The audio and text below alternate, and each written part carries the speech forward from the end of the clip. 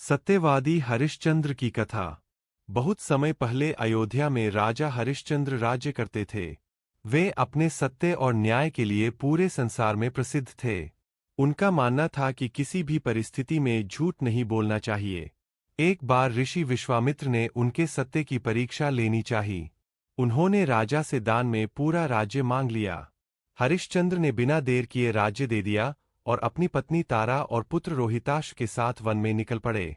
कुछ समय बाद ऋषि ने फिर कहा, दान का वचन पूरा करने के लिए तुम्हें दक्षिणा देनी होगी।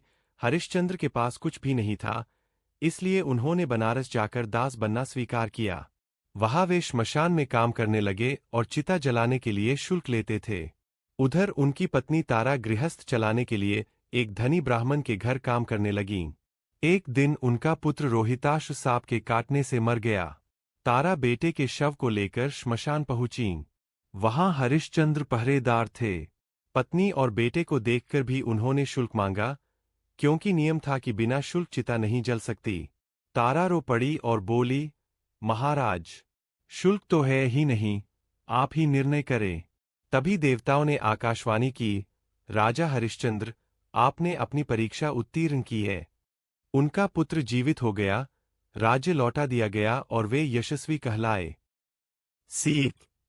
यह कथा सिखाती है कि सत्य और धर्म की राह कठिन जरूर होती है, लेकिन अंत विजय उसी की होती है जो ईमानदारी और सच्चाई पर अड़िग।